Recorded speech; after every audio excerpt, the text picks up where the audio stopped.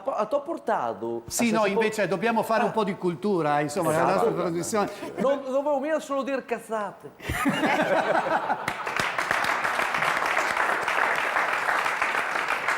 Allora, cosa ci hai portato? Ho portato un po' così per far vedere il mio paese, Gazzo, no? Eccolo qua, la Cesa.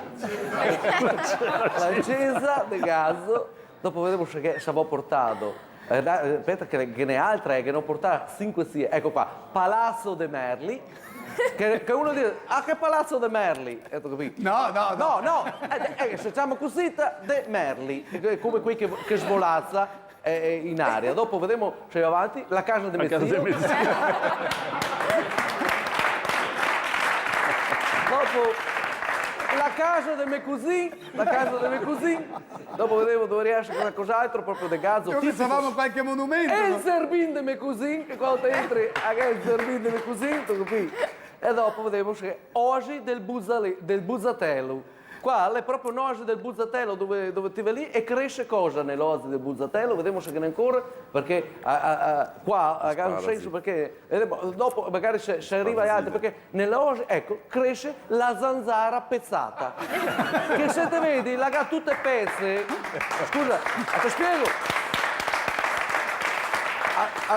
ti spiego se li fa vedere, che tutte pezze, perché la zanzara pezzata, lei è tenista e non te la colpa mia, te sei a schizzarla, ma non l'amore mia. Vedo che è piena di botte e la tutti i cerotti, la zanzara pezzata. E che è la zecca.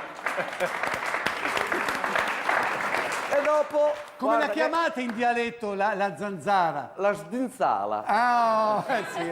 E dopo vedo che anche la zecca pezzata, eccola qua. E dopo che è un'altra tipica bestia, che sta la foveda, che lei invece, dopo la zecca pezzata, no, non la via questa, che ne è un'altra. Questo è il zampiron. Questo è il zampiron per combattere le zanzare e le zecche. Però dovrebbe essere anche un'altra roba dopo è la pezzata del cavallo. Ovvero il cavallo che pezzata. È il cavallo che pezzata. Bravo Beppe, ti facciamo un grande applauso. Ci siamo davvero divertiti in questo intervallo. Comunque andiamo con i sprazzi da Gazzo. Questo eccolo qua. Questo le autorità e il benzinaro. Eccolo qua. È il benzinaro, dopo vediamo se c'è qualcos'altro. È spazzin.